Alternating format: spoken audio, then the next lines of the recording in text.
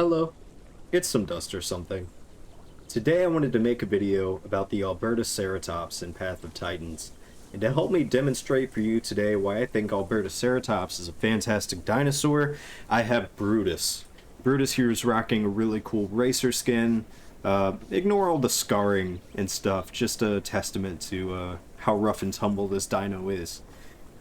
I already made a video on Styracosaurus, which is similar to Albertaceratops, although after playing them both, I'm finding it kind of hard to go back and play Styrac again.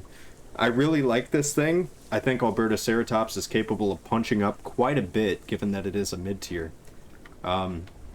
First of all, I'll go over how I run it. Obviously on my hotbar I've got a headbutt. It's the basic attack. I've also got a back kick, just like with Alberta, and of course the charge.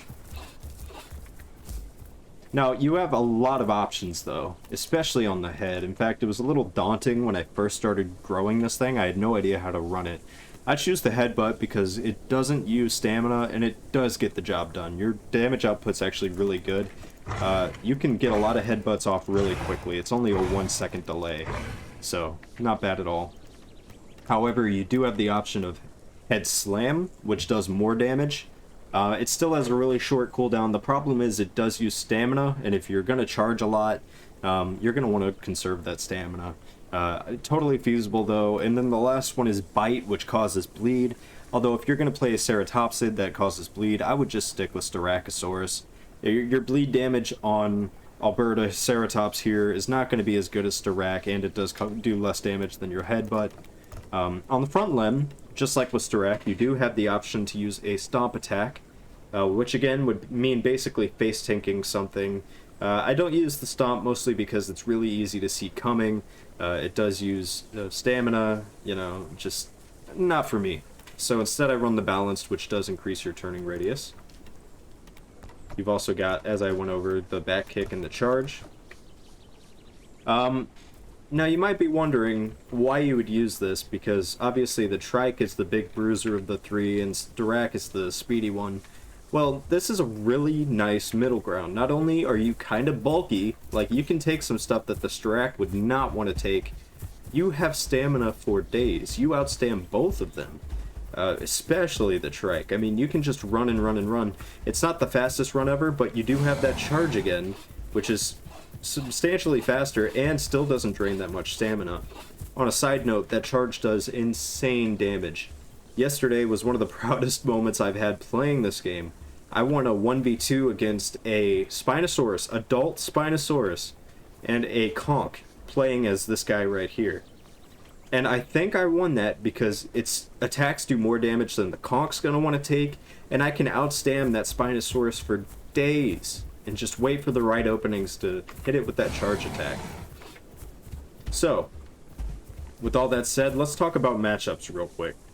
As I said, I killed the Spino, which is an Apex, and I'm very eager to try other things, but I haven't really gotten around to it too much yet.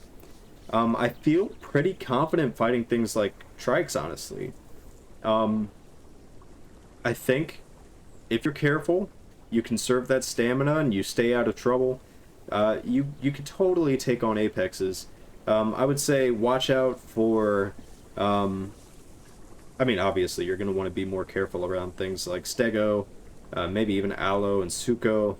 But for the most part, I feel really confident playing this guy. I've fought all kinds of things off with him.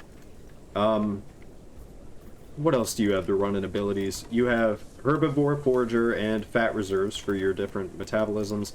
And with Hide, you do have the option of running Thick Scales, which I can actually see being kind of feasible with this guy. I might mess around with it a little bit, but I do enjoy the little bit of extra speed for now anyway. Okay, now that we got the basic kit out of the way, I am going to leave a reminder that since it's a ceratopsid, it does take reduced damage to its head, which means face tanking is a valid strategy with this guy. I've killed Allos and Pycnos and things by face tanking them, because you do take that reduced damage, and obviously you'll be hitting their head, which they're not going to want to deal with. But with that out of the way, let's look at the animations and calls, starting with your broadcast, then your heart call, which I really love. You're angry. Does that classic head shake. The alert. And your low call.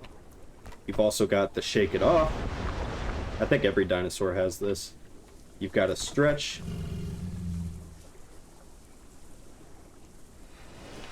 You've got a look around.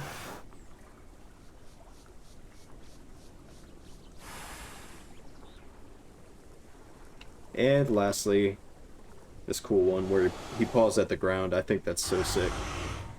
We're looking at skins. You've got the default, which I actually think is pretty decent for a default skin. You've got backer. You've got racer, which I have a particular fondness for. You've got Taurus. Walnut. Collard. Lect. Ivy. Rust. Teal. Albino, and melanistic. This is no joke. Like, this is a very, very good playable. If you want to get around the map and feel pretty comfortable fighting things off and, you know, not have to rest every few seconds to regain your stamina because you're a trike, this is a great pick for you. If you want to join a herd and be terrifying, this is good for you. Like, this is just an awesome dinosaur. I'm floored that I killed an Apex as it in I say a 1v1, but a 1v2 scenario. Like, that itself really cemented for me how good this thing is. And I've always heard about how good it was and kind of brushed it off. But legitimately, you know, friendship ended with Styra. Alberta's my new best friend. You know, not really. I still love Sty, but man, this thing is a beast. And I highly recommend growing it. Give it a shot. Mess around with it. There are a lot of different ways you can run it. But it gets my approval. Alright guys, that's about it for Albertaceratops. Hopefully this will encourage you to grow one. Hopefully you found it informative. And as always, thank you for watching. Have a great day.